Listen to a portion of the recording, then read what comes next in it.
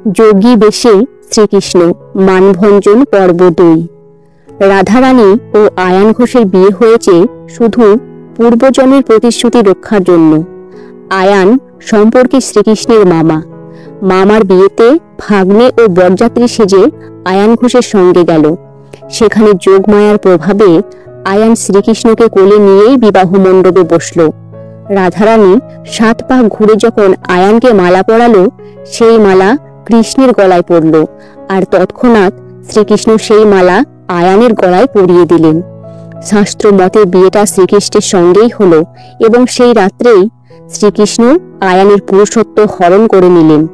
আয়ান তা জানত, কেননা পূর্ব জন্মের কথা তার মনে ছিল, কিন্তু লজ্জায় রাধারানীকে কিছু বলতে পারত না, আর রাধারানী জেনেও না জানার ভান করে থাকত। রাধারানী থেকে দূরে থাকার জন্য প্রতি রাতে আয়ান বৃন্দাবনে রাত কাটিয়ে সকালে বাড়ি ফিরত। এদিকে গোলকের শ্রীকৃষ্ণ ও রাধারানী মর্তে তাদের লীলা রচিত করতেন। গোলকের বিরহ আর মর্তের বিরহের মধ্যে পার্থক্য কতটা বোঝার চেষ্টা করতেন। শ্রীকৃষ্ণ বিরহ বেদনায় কাতর তার প্রিয় সখী রাধারানীকে সঙ্গ দেওয়ার জন্য রাতের অতিথি হয়ে রাধারানীর বিলাস গৃহে উপস্থিত হতেন। রাধারানীর শাশুড়ি ও ননদ অর্থাৎ জটিলা ও কুটিলার হাত থেকে রক্ষা পেতে নিত্য নতুন বেশে এসে রাধারানীর মান ভঞ্জন করতেন।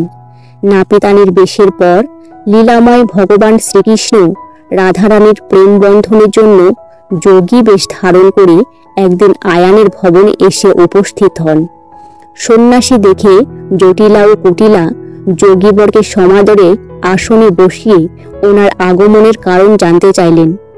যোগীবর বিনয়ের সঙ্গে বললেন, মাতা, শুনেছি আপনার পুত্রবধূ রাধারানী কিশোরী অবস্থায় দুর্বাসা ঋষিকে তৃপ্তি সহকারে ভোজন করিয়েছিলেন। আজ দ্বাদশী, গতকাল একাদশী পালন করে দ্বাদশীর পালনের জন্য আপনার এখানে এসেছি। জটিলা পুত্রবধূ রাধারানীর প্রশংসা শুনে খুশিতে আত্মহারা হয়ে বললেন, আপনি ঠিকই শুনেছেন যোগীবর। আমার পুত্রবধূ রাধারানী নিজের সতীত্বের গুণে শত ছিদ্র কলসিতে জল ভরে চুলের সেতু দিয়ে হাঁটার যোগ্যতা রাখে।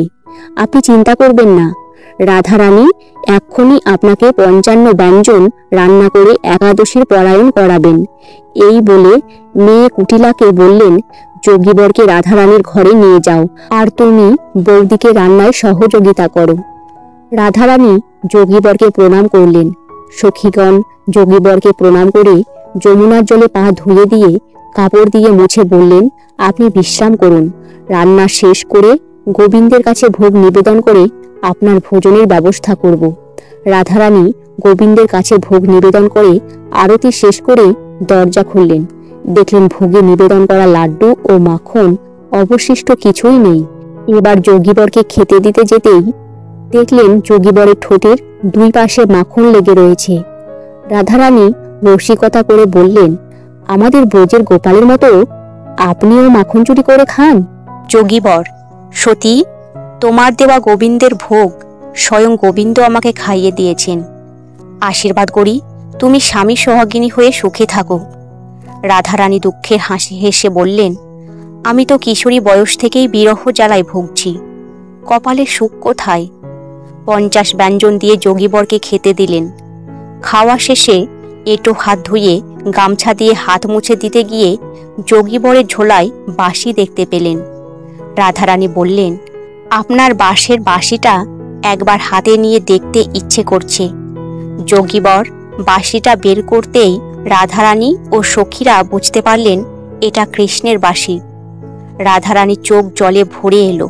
ললিতা সখী বলল, যোগীবর, এমন বাঁশি আমার সখীকে পাগলিনী করে দিয়েছে। আপনার কাছে? যোগীবর বললেন, আমার এই বাঁশি এখনো নিকুঞ্জ বনে গিয়ে বাজাতে চাই, কিন্তু আমার প্রাণপিয়া অন্যের ঘরণী হয়ে গেছে, তাই বাঁশি ঝোলার মধ্যে মনের দুঃখে কাঁদে। প্রাণপিয়া যদি আজ রাতে নিকুঞ্জ বনে যায়, তাহলে যোগী পরম আনন্দ লাভ করবে। এই বলে প্রেমপূর্ণ দৃষ্টিতে রাধারানীর দিকে তাকিয়ে রইলেন।